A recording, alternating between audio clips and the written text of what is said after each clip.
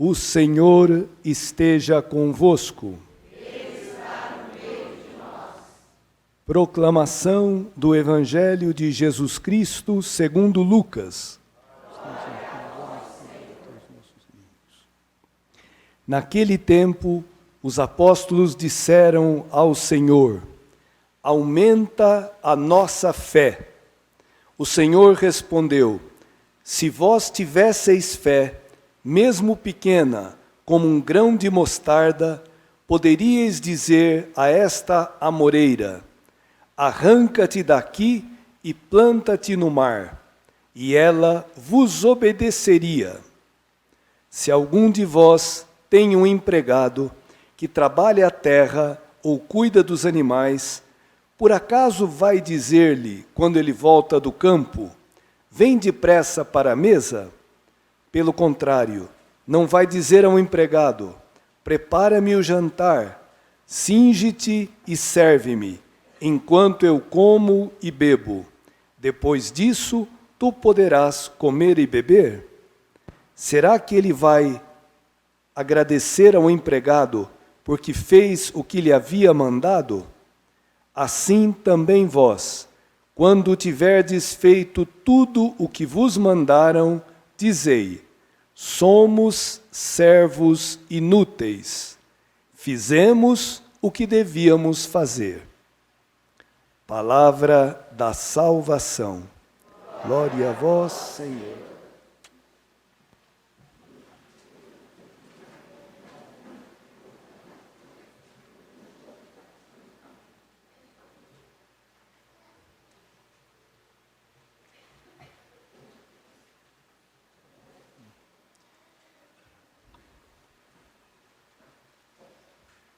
Deu para perceber que hoje as 3 leituras falam da fé. Algumas coisas muito importantes. Porque a fé é a primeira das 3 virtudes teologais. Virtudes que vêm do céu. São dons de Deus para a nossa salvação.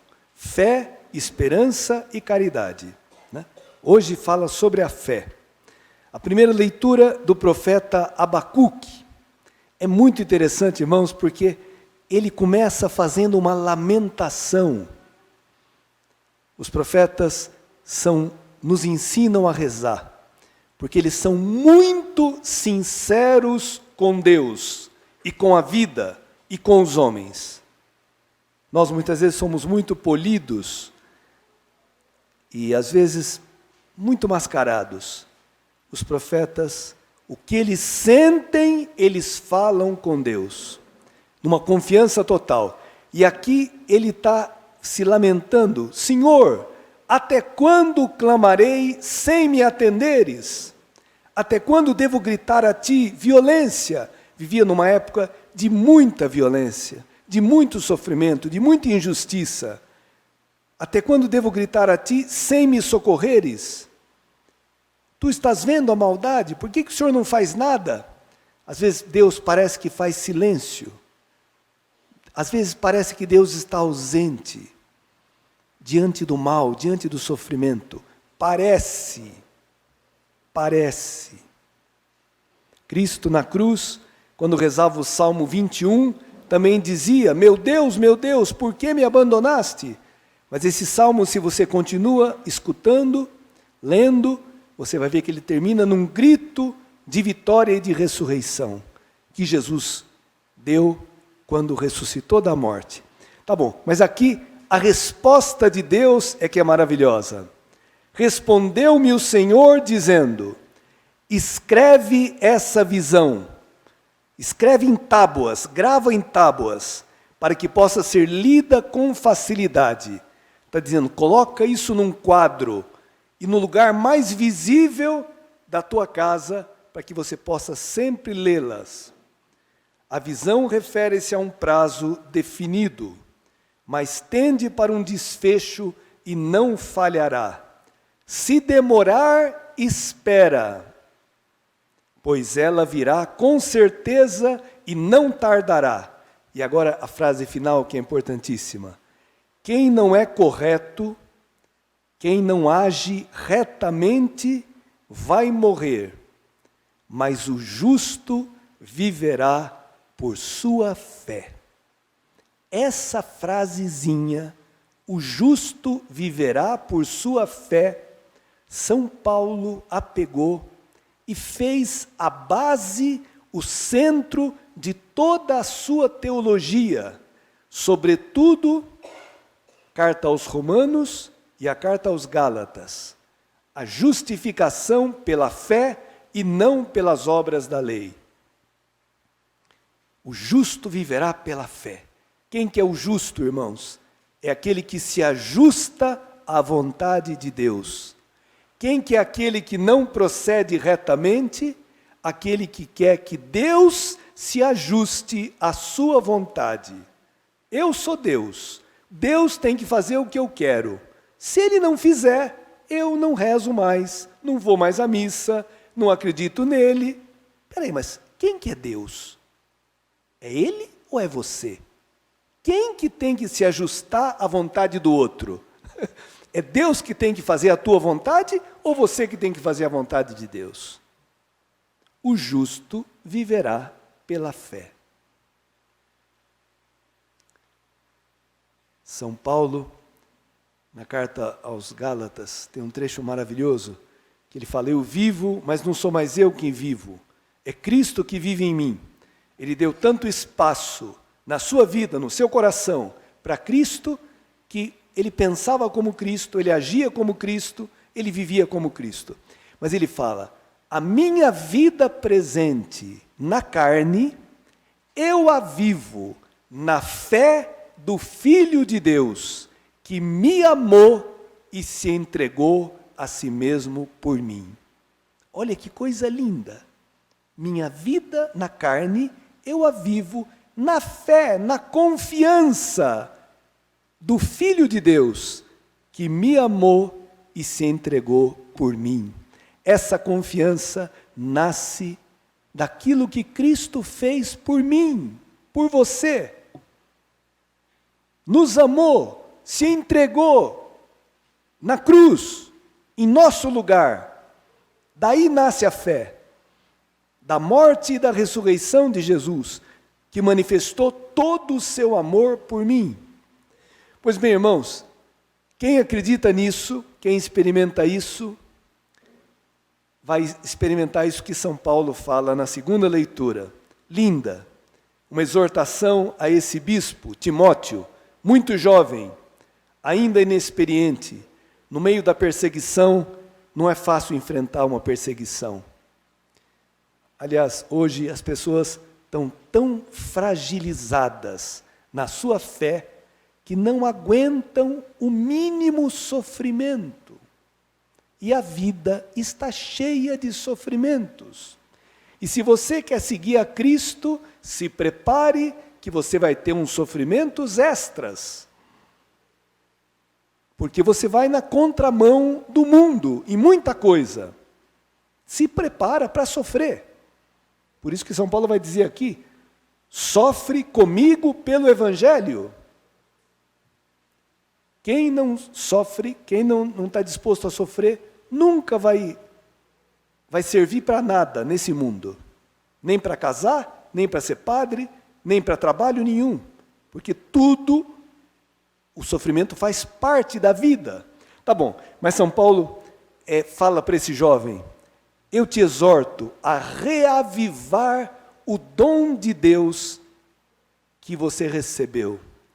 Aqui foi na ordenação sacerdotal e episcopal, mas nós também recebemos o dom de Deus no nosso batismo e no crisma. Reavivar, porque pode ser que esse dom, essa chama de amor a Cristo, de amor por nós, esteja apagadinha, esteja morrendo. Reavivar, tornar viva. Pois Deus não nos deu um espírito de timidez, mas de fortaleza, de amor e de sobriedade. Irmãos, o contrário da fé, o contrário da confiança é a timidez, o medo, a paura, como dizem os italianos. Como é difícil viver no medo. Como sofre quem não tem a fé. Como sofre. Como é feliz quem recebeu esse dom de Deus.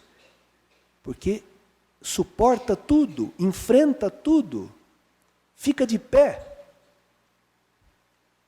Um casal amigo, ali da São Pedro, perderam um filhinho, terceiro filho, de 8 meses, uma gravidez maravilhosa.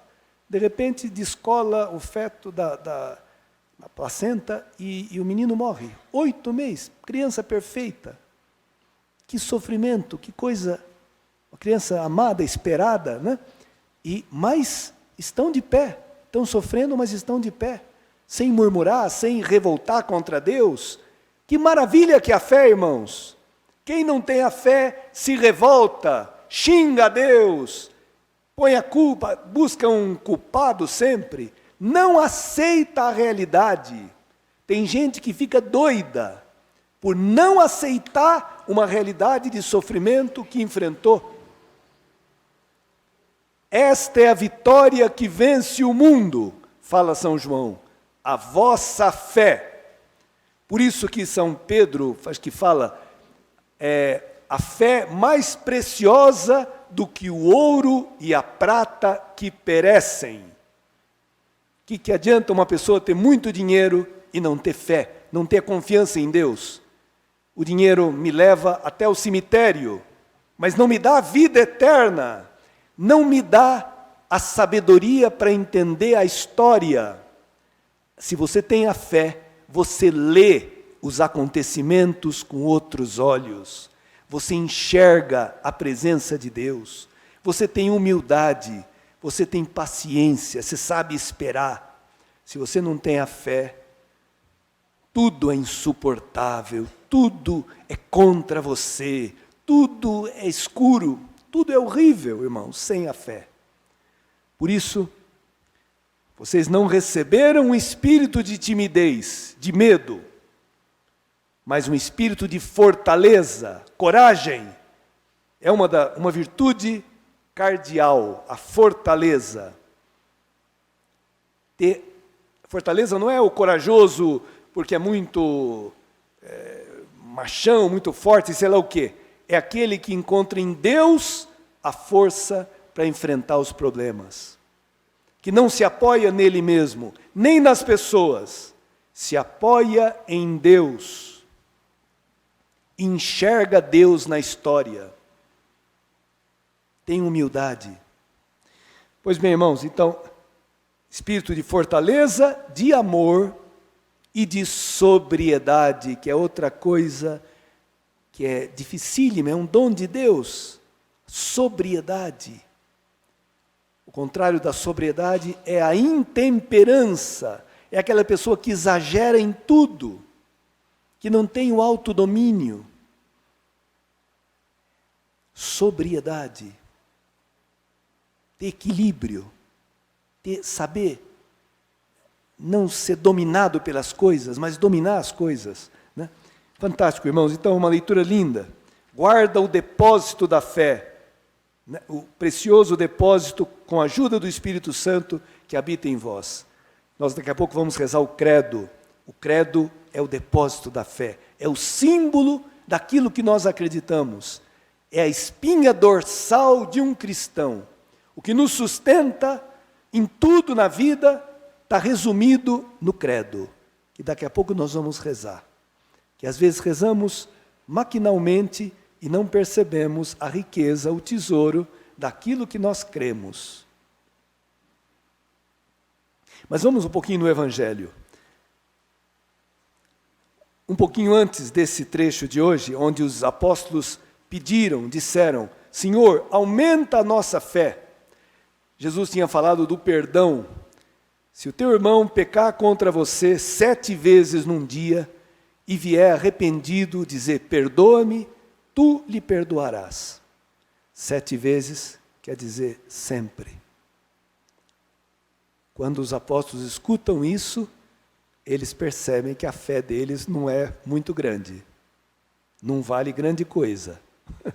Não é fácil perdoar, irmãos, sobretudo certas coisas. Não é fácil. Se Deus não ajudar, não se perdoa. Então, eles pedem, Senhor, aumenta a nossa fé. Aumentar quer dizer que a fé é uma questão de quantidade, né? Aumenta, porque a minha é pequena. Olha como é que Cristo responde. O Senhor respondeu, se vós tivesseis fé, mesmo pequena como um grão de mostarda, poderíeis dizer a esta amoreira, arranca-te daqui e planta-te no mar, e ela vos obedeceria. Vocês já viram o grão de mostarda? É impressionante como é pequeno. É um cisquinho, menor do que uma cabeça de alfinete. É muito pequeno o grãozinho de mostarda. Mas que a árvore tem umas raízes muito profundas. É o símbolo da coisa enraizada, difícil de ser tirada. Cristo está dizendo, se a tua fé, então não é questão de quantidade, é questão de qualidade.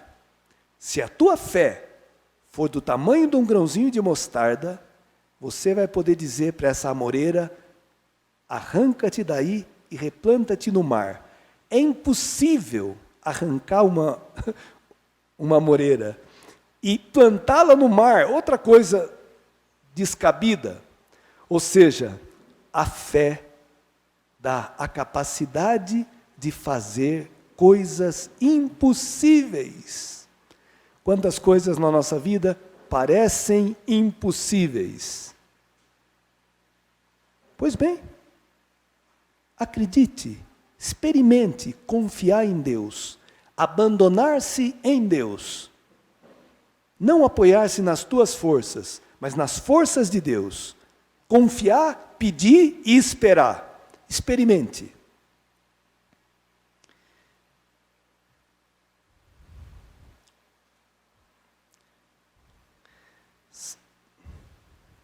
Depois, a fé se manifesta no serviço. A fé sem obras é morta. Mostra-me a tua fé sem obras, e eu te mostrarei a minha fé pelas obras. Carta de São Tiago. Pois bem, aqui Jesus vai falar de um servo, de um escravo, né? Naquele tempo, o escravo, ele recebia a comida e a roupa, só. Não tinha direito nenhum, não tinha sindicato dos escravos, não tinha 13º, não tinha hora extra, não tinha nada. Era um servo, e ele sabia que o trabalho dele era servir. E Cristo então faz um exemplo, mas eu espero que o Espírito Santo nos ajude a entender, porque é muito importante isso, irmãos. Nós somos esse servo, né?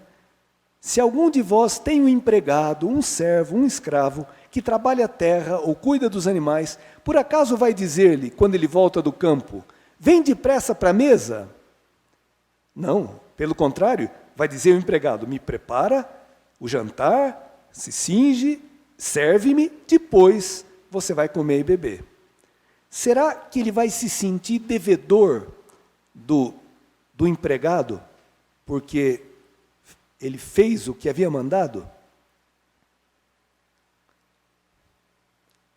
Aqui, quando tiverdes feito tudo o que vos mandaram, dizei, somos servos inúteis, fizemos o que devíamos fazer.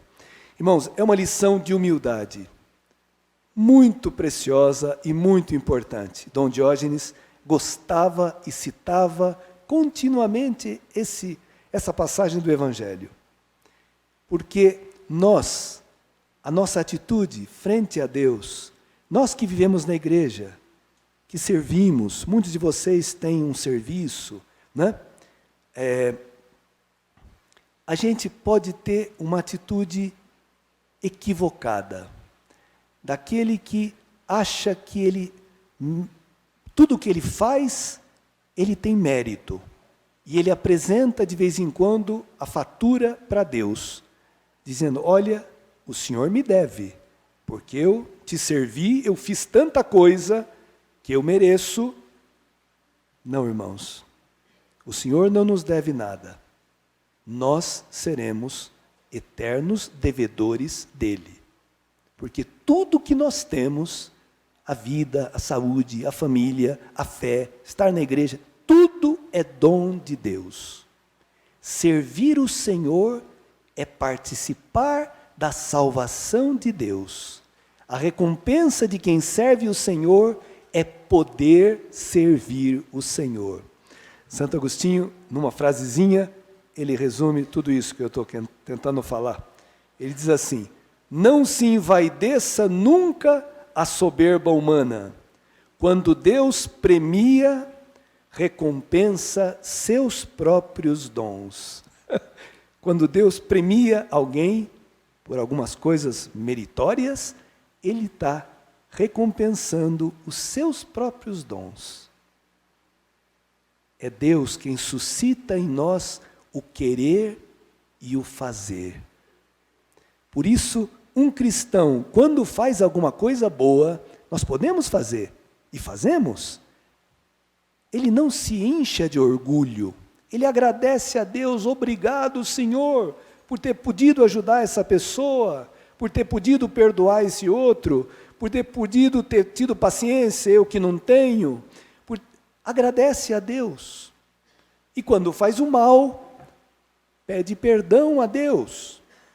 Isso faz um cristão, porque aquele que não tem fé, quando ele faz o bem, ele se gloria e quer que todo mundo reconheça e bata palma. E ai se alguém não reconhece o bem que eu fiz. E quando ele faz o mal, ele põe a culpa em Deus ou nos outros. Quem não tem a fé, age assim, normalmente. Tá bom, irmãos? Mas o fato é que a humildade é uma virtude extraordinária. Santa Teresinha do Menino Jesus, celebramos dia 1º de outubro, né? Ela tem um texto lindo, diz assim: de criança, a Teresa lhe tinham ensinado a conquistar o céu à base de méritos. Meu coração transbordava de alegria e ardia em desejos de acumular grandes tesouros. Ela acreditava, porque era uma época do jansenismo, tudo era baseado no esforço, na vontade própria, tudo, pouca gente comungava, ninguém se achava digno, uma coisa horrível. Pois bem, ela, instruída pelo Espírito Santo e pelo Evangelho, vai descobrir que a salvação não vem dos nossos méritos, vem da graça de Deus.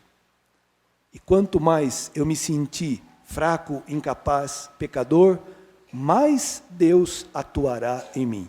Bom, aqui vai dizer: deverá compreender que a santidade não consiste em práticas ou obras, mas ao invés, na docilidade do coração, que nos faz tornar-nos pequenos e humildes nos braços de Deus, conscientes de nossas debilidades e confiados até a temeridade em sua bondade paterna.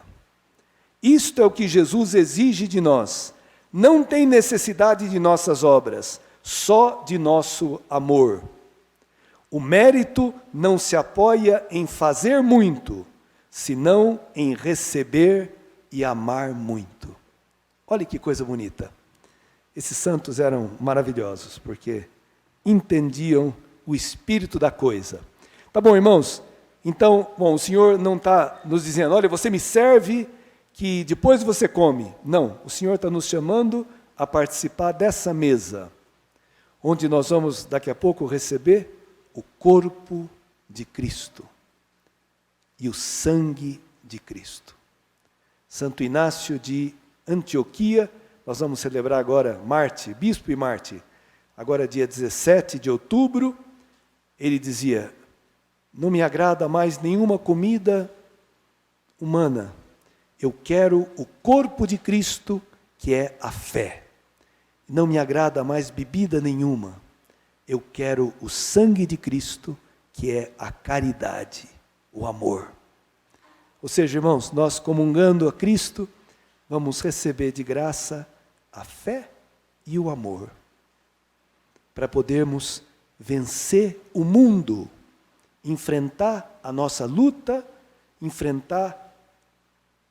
carregar a nossa cruz. Todos temos várias, com fé e com amor.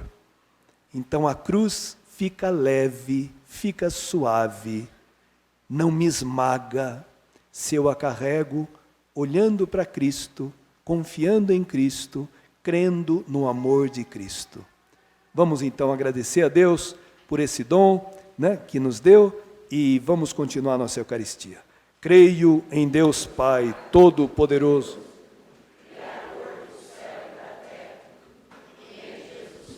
seu único Filho, nosso Senhor, que foi concebido pelo poder do Espírito Santo, nasceu Virgem Maria, padeceu sob Pôncio Pilatos, foi crucificado, morto e sepultado, desceu à mansão dos mortos, ressuscitou ao terceiro dia, subiu aos céus e está sentado à direita de Deus Pai Todo-Poderoso, de onde há de vir a julgar os vivos e os mortos. Creio no Espírito Santo, na Santa Igreja Católica, na comunhão dos santos, na remissão dos pecados, na ressurreição da carne, na vida eterna. Amém.